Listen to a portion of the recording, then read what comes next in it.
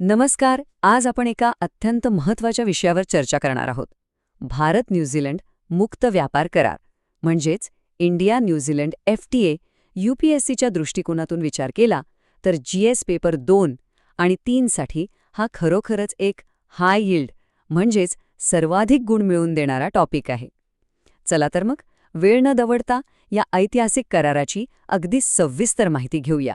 आजच्या ह्या लेक्चरची रूपरेषा अगदी सोपी आणि स्पष्ट असेल. आपण प्राथमिक माहिती आणि पार्श्वभूमीपासून सुरुवात करू. त्यानंतर ह्या कराराची मुख्य वैशिष्ट्य, भारतासाठीच्या संधी, संभाव्य आव्हाने आणि न्यूझीलंडसाठी याचं नेमकं काय महत्त्व आहे हे समजून घेऊ. आणि शेवटी नेहमीप्रमाणे वे फॉरवर्ड आणि निष्कर्षावर चर्चा करू. तर सुरुवात करूया पहिल्या भागापासून, प्रस्तावना आणि ऐतिहासिक पार्श्वभूमी. सर्वात आधी हा फ्री ट्रेड ॲग्रीमेंट किंवा FTA म्हणजे नक्की काय भानगड आहे ते समजून घेऊ. अगदी सोप्या भाषेत सांगायचं तर हा 2 किंवा अधिक देशांमधला असा करार आहे ज्याद्वारे टॅरिफ, कोटा आणि इतर व्यापार अडथळे कमी केले जातात. पण इथे एक अतिशय महत्त्वाची गोष्ट लक्षात ठेवली पाहिजे. कस्टम्स युनियनच्या उलट FTA मध्ये सहभागी असलेले देश इतर देशांसोबतचं आपलं स्वतंत्र बाह्य व्यापार धोरण अगदी ठामपणे कायम ठेवतात. प्रिलिम्सच्या दृष्टीने हा कन्सेप्च्युअल फरक खूप महत्त्वाचा आहे. आता थोडं ऐतिहासिक आकडेवारीकडे वळूया. गेल्या 10 वर्षात भारताच्या न्यूझीलंडला होणाऱ्या निर्यातीत तब्बल 130% वाढ झाली आहे. हो, 130%. याउलट न्यूझीलंडकडून होणाऱ्या आयातीत केवळ 7.21%च वाढ झाली आहे. 2024-25 मध्ये आपला हा द्विपक्षीय व्यापार सुमारे $2.4 अब्ज पर्यंत पोहोचलाय. ही आकडेवारी अगदी स्पष्टपणे दाखवून देते की या व्यापारात आपला ट्रेड बॅलन्स खऱ्या अर्थाने सकारात्मक राहिला आहे. आता वळूया दुसऱ्या भागाकडे, या FTA ची मुख्य आणि तांत्रिक वैशिष्ट्ये. करारातील टॅरिफ कपातीबद्दल बोलायचं झालं तर न्यूझीलंडने पहिल्याच दिवसापासून भारतीय उत्पादनासाठी 100% ड्युटी फ्री प्रवेश दिलाय, म्हणजे 0 कर. या उलट भारताने थोडी सावध भूमिका घेत सुमारे 95% आयातीवर टप्प्याटप्प्याने शुल्क कमी करण्याचं मान्य केलंय. पण या डेअरी आणि कृषी यांसारख्या आपल्या संवेदनशील क्षेत्रांना अगदी जाणीवपूर्वक वगळण्यात आलंय. हे खूपच गरजेचं होतं, कारण यामुळे देशांतर्गत उद्योगांचं रक्षण होतं आणि भारतीय उत्पादनांसाठी एक उत्तम लेव्हल प्लेइंग फील्ड तयार होतं. इथे एक प्रचंड मोठा आकडा डोळ्यांसमोर येतोय, तो म्हणजे तब्बल $20 अब्ज. न्यूझीलंडने पुढील 15 वर्षात भारतात तब्बल $20 अब्ज गुंतवणुकीची चक्क कायदेशीर हमी दिली आहे. विचार करा, ही एवढी मोठी गुंतवणूक विशेषतः भारताच्या पायाभूत सुविधा म्हणजेच इन्फ्रास्ट्रक्चर आणि नवीकरणीय ऊर्जा क्षेत्रात होणार आहे. ही खरोखरच एक मोठी गेम चेंजर गोष्ट ठरू शकते. आता पुढील अत्यंत महत्त्वाचा प्रिलिम्स कीवर्ड नीट नोंदवून घ्या, मोस्ट फेवर्ड नेशन किंवा MFN. या तत्वानुसार आंतरराष्ट्रीय व्यापारात सर्वांना समान वागणूक दिली जाते. आणि न्यूझीलंडने भारताला तब्बल 139 सेवा उपक्षेत्रांमध्ये हा MFN दर्जा दिला आहे. एवढंच नाही तर IT आणि आरोग्य सेवा क्षेत्रातील भारतीयांसाठी 5,000 नवीन व्हिसा आणि भारतीय आयुष IUSच्या प्रणालीचा थेट त्यांच्या मुख्य प्रवाहातील आरोग्य सेवांमध्ये समावेश करण्याची ऐतिहासिक तरतूद या करारात आहे. या व्यतिरिक्त व्यापार अधिक सोपा करण्यासाठी काही इतरही पावलं उचलली गेली आहेत. जसं की आता कस्टम्स क्लिअरन्स केवळ 24 ते 48 तासांत मिळेल. पण यातली सगळ्यात हायलाईट करण्यासारखी बाब म्हणजे भारतीय भौगोलिक मानांकनांना म्हणजेच जिओग्राफिकल इंडिकेशन्स किंवा GI ला संरक्षण देण्यासाठी न्यूझीलंड स्वतःच्या देशांतर्गत कायद्यात बदल करणार आहे आणि तेही युरोपियन युनियनच्या दर्जाचं संरक्षण देणार. प्रिलिम्ससाठी हा जिओग्राफिकल इंडिकेशन्स मुद्दा नक्की स्टार मार्क करून ठेवा. तिसरा भाग, भारतासाठी यातून निर्माण होणाऱ्या नवीन संधी. नेमके आर्थिक आणि धोरणात्मक फायदे काय आहेत? आपल्या कोणत्या निर्यात क्षेत्रांना याचा सर्वाधिक फायदा होणार आहे हे अगदी स्पष्ट आहे. वस्त्रोद्योग, चामड्याच्या वस्तू आणि फार्मास्युटिकल्स यांसारख्या प्रचंड रोजगार निर्माण करणाऱ्या क्षेत्रांना या झिरो ड्युटी प्रवेशामुळे मोठी चालना मिळेल. हे थेट आपल्या मेक इन इंडिया उपक्रमाला बळ देणार आहे. सेवा क्षेत्राचा विचार केला तर 118 क्षेत्र खुली झाली आहेत आणि स्टेम विद्यार्थ्यांसाठी पोस्ट स्टडी वर्क व्हिसा वाढल्यामुळे आपल्या तरुण आणि व्यावसायिकांसाठी जागतिक संधींची कवाडं खऱ्या अर्थाने उघडणार आहेत.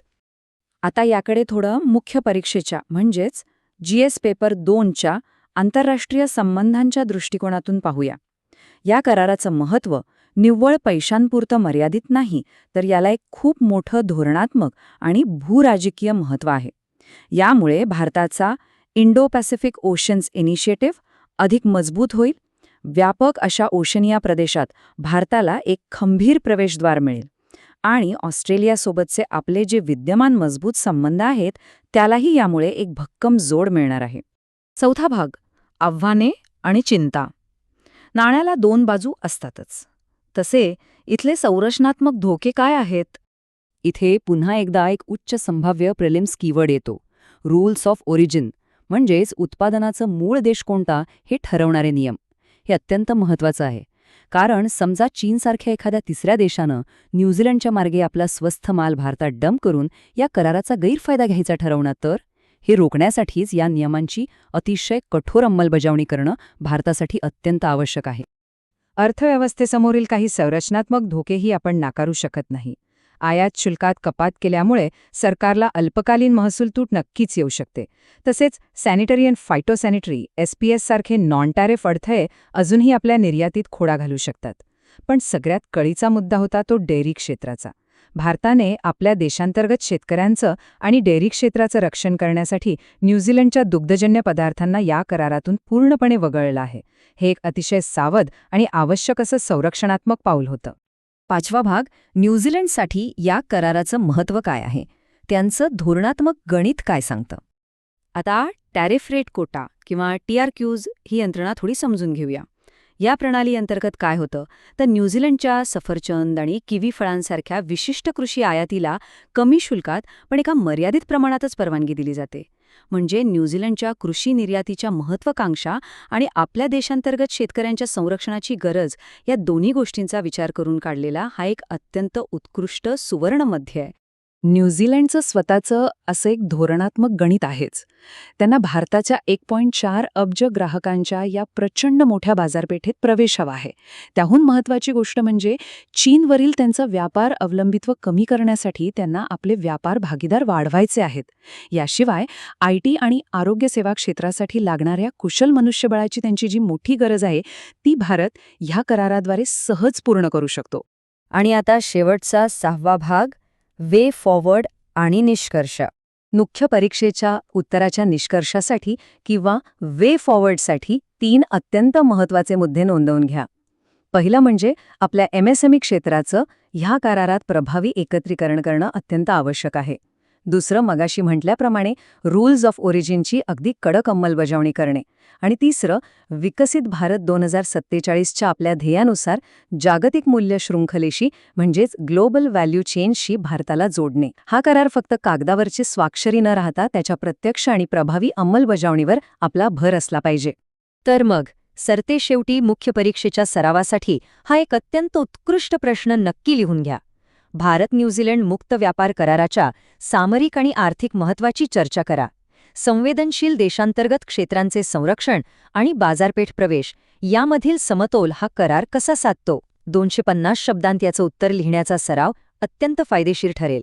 आज आपण जे काही विश्लेषण केलं त्या सर्व तथ्यांचा आणि संकल्पनांचा उपयोग करून एक अतिशय दर्जेदार उत्तर नक्कीच तयार करता येईल. हा विषय अधिकाधिक वाचून समजून घ्या. अभ्यासासाठी खूप खूप शुभेच्छा.